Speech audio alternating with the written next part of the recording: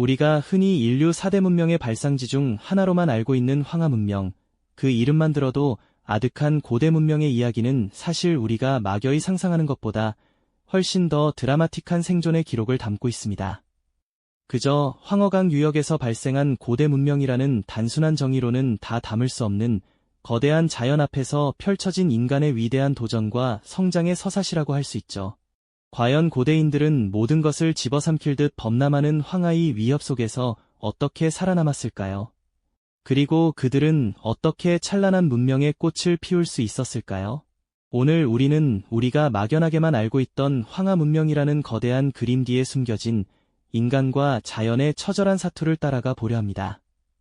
그 속에서 탄생한 신화와 역사의 진짜 얼굴을 파헤쳐 오늘날 우리에게도 큰 울림을 주는 인류 문명의 근원적인 질문들을 함께 던져보는 시간을 가져볼까 합니다.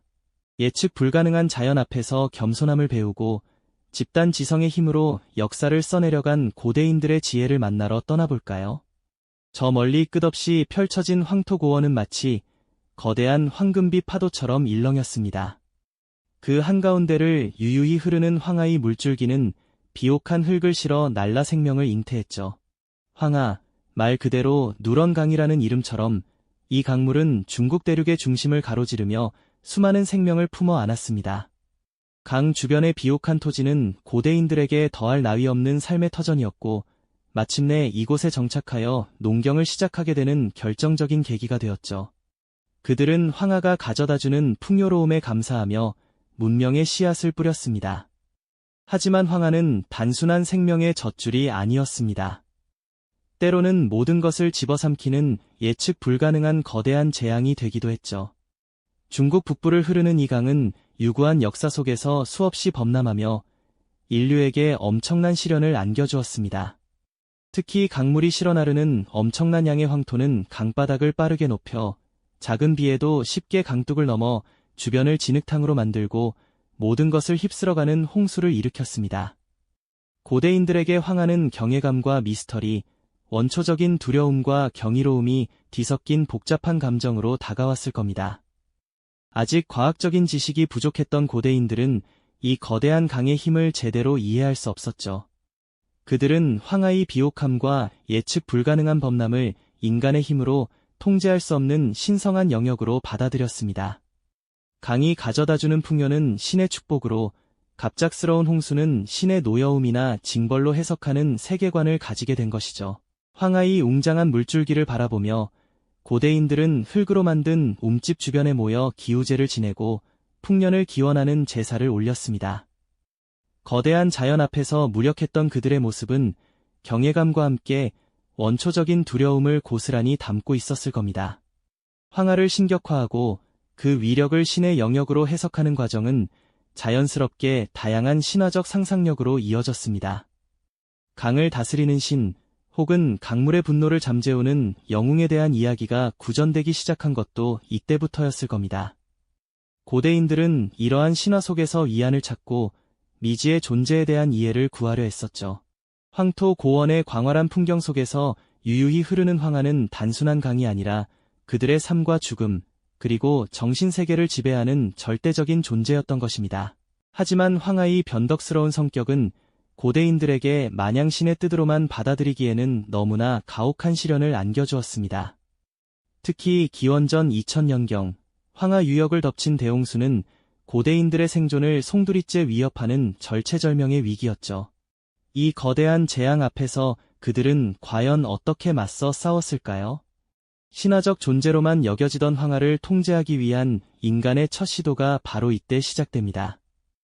이 대홍수는 단순한 자연재해를 넘어 고대 사회가 집단적인 노력과 리더십을 통해 거대한 자연에 맞서는 전환점이 되었을 겁니다. 과연 그들은 이 재앙을 어떻게 극복하고 새로운 역사를 써 내려갔을까요? 네, 황하의 거대한 재앙 앞에서 고대인들이 어떻게 맞서 싸웠는지 그 흥미진진한 이야기를 이어서 들려드리겠습니다. 기원전 2000년경 황하 유역을 덮친 대홍수는 그야말로 상상조차 하기 힘든 규모의 재앙이었습니다. 하늘이 뚫린 듯 쏟아지는 비와 함께 황토 고원의 흙탕물이 모든 것을 집어삼키며 마을을 휩쓸고 애써 읽어놓은 경작지는 흔적도 없이 사라져버렸죠. 삶의 터전을 송두리째 잃어버린 사람들은 망연자실한 채 절망의 그림자 속에서 하루하루를 버텨야 했습니다. 단순한 물난리가 아니라 고대 문명의 존립 자체를 위협하는 생존의 문제였으니까요. 이 절체절명의 위기 앞에서 고대인들은 처음에는 그저 신에게 빌고 범람하는 강물 앞에서 무력하게 좌절하는 수밖에 없었을 겁니다. 하지만 수십 년간 계속되는 홍수와 그로 인한 고통은 그들에게 새로운 깨달음을 주었죠. 더 이상 신의 뜻으로만 치부하며 앉아있을 수만은 없다는 것을 말입니다. 이때부터 고대인들은 이 거대한 자연의 힘에 맞서기 위한 집단적인 지혜와 노력을 모으기 시작합니다. 흩어져 있던 시족과 부족들이 생존이라는 공동의 목표 아래 하나로 뭉치기 시작한 겁니다. 이러한 절박한 상황 속에서 전설적인 영웅 우의 이야기가 시작됩니다. 홍수에 지친 백성들을 구원할 리더가 필요했던 시기에 우는 그들에게 희망의 등불과 같은 존재로 떠올랐죠.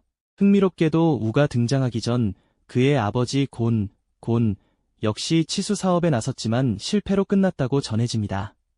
곤은 흙을 쌓아 물길을 막는 방식으로 홍수에 맞섰지만 둑이 터지면 더 큰 피해로 이어지는 악순환만 반복했을 뿐이었죠. 마치 거대한 파도를 맨몸으로 막으려 했던 것처럼 말입니다. 하지만 우는 아버지와는 전혀 다른 방식으로 접근했습니다. 그는 물을 막는 대신 물길을 따라 흐르게 하는 소통의 지혜를 발휘했죠. 거대한 강물을 거스르려 하지 않고 오히려 그 흐름을 이해하고 길을 내어주는 방식을 택한 것입니다. 마치 굽이치는 강물이 스스로 길을 찾아 흐르듯 우는 수많은 사람들을 이끌고 산을 깎고 땅을 파서 물이 바다로 흘러갈 수 있도록 새로운 물길을 만들었습니다. 좁은 목을 넓히고 막힌 곳을 뚫어주는 대규모 토목 공사였죠. 이 치수 사업은 무려 13년이라는 긴 세월 동안 쉬지 않고 이어졌다고 합니다. 우는 이 기간 동안 3번이나 자신의 집 앞을 지나갔지만 백성들의 고통을 외면할 수 없어 한 번도 집에 들르지 않았다는 이야기도 전해지죠. 이는 단순한 전설을 넘어 지도자로서의 우가 보여준 헌신과 백성을 향한 희생정신을 상징하는 깊은 메시지를 담고 있습니다. 그의 몸은 거친 노동으로 인해 마르고 손발은 굳은 살로 뒤덮였지만 그의 눈빛은 흔들림 없는 의지로 빛났을 겁니다. 이처럼 거대한 치수 사업은 단순히 물을 다스리는 것을 넘어 고대 사회의 모습을 완전히 바꾸어 놓았습니다. 대규모 인력을 조직하고 자원을 효율적으로 배분하며 복잡한 공정을 지휘하는 과정에서 강력하고 체계적인 리더십이 요구되었으니까요. 우는 이 과정에서 자연스럽게 수많은 부족을 통합하고 그들을 하나의 목표 아래 움직이게 하는 탁월한 조직력을 발휘했습니다.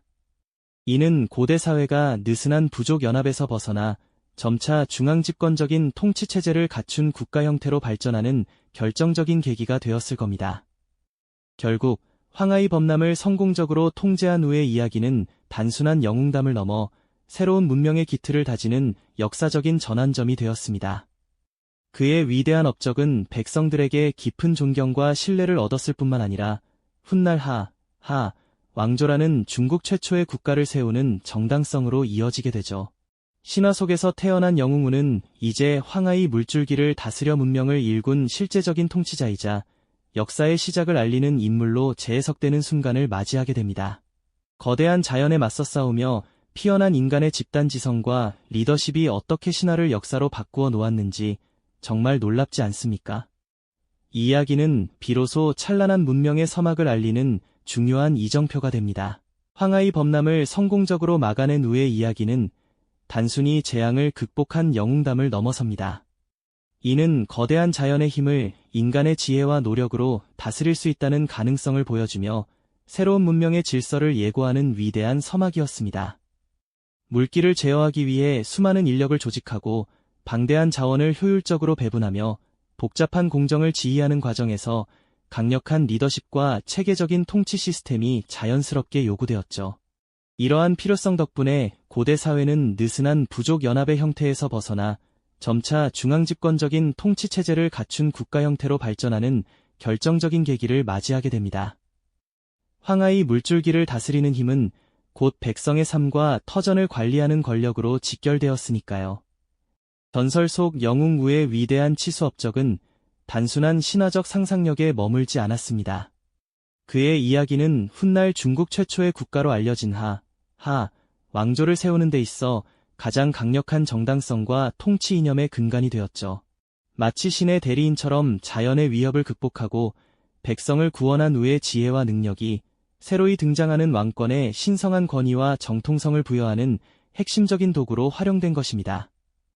백성들은 황하를 다스린 영웅의 후예들이 자신들을 이끌 것이라는 믿음 속에서 새로운 왕조의 통치를 받아들였을 겁니다.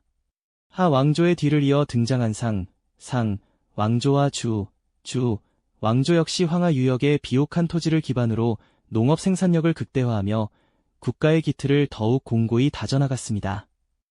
이들 왕조 또한 끊임없이 치수 사업을 이어가며 물을 다스리는 기술이야말로 문명을 지탱하고 발전시키는 핵심 역량임을 증명했죠.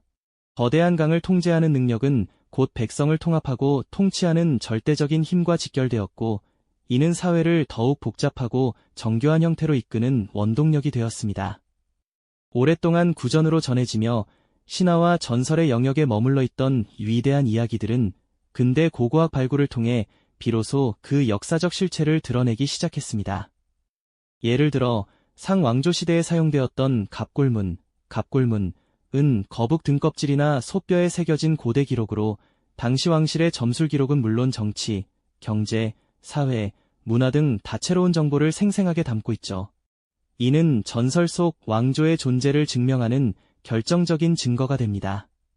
또한 정교하게 주조된 청동기 유물들은 고대 사회의 뛰어난 기술력과 계층화된 사회 구조를 여실히 보여주며, 거대한 궁전터와 광활한 도시 유적 발굴은 황하 유역에 이미 고도로 조직화된 문명이 존재했음을 웅변합니다.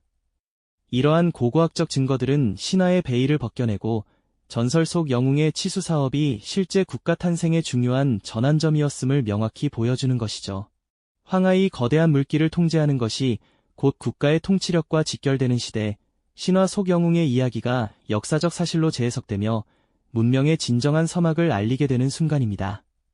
자연의 위협 앞에서 피어난 인간의 집단지성과 리더십이 어떻게 신화를 역사로, 그리고 국가의 기틀로 바꾸어 놓았는지 정말 경이롭지 않습니까?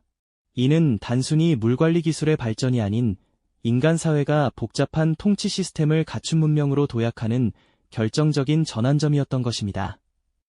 황하 문명은 이렇게 신화의 상상력을 현실의 역사로 바꾸며 인류 문명의 위대한 발자취를 남겼습니다. 이처럼 황하 문명은 신화의 상상력을 현실의 역사로 바꿔내며 인류 문명의 위대한 발자취를 남겼습니다. 그렇다면 거대한 황하 앞에서 생존을 넘어 찬란한 문명을 일궈낸 고대인들의 이야기는 오늘날 우리에게 어떤 유산과 교훈을 전해줄까요? 황하의 예측 불가능한 범람과 맞서 싸우며 결국 거대한 치수 시스템과 국가 체제를 구축해 나간 고대인들의 여정은 단순히 물을 다스리는 기술적인 성취를 넘어섭니다. 그것은 단지 거대한 물길을 통제하는 것을 넘어 예측 불가능한 자연의 섭리 속에서 인간이 어떻게 집단 지혜를 모아 질서를 구축하고 찬란한 문명을 창조해 나가는지를 여실히 보여주는 인류 지성의 정점이었죠.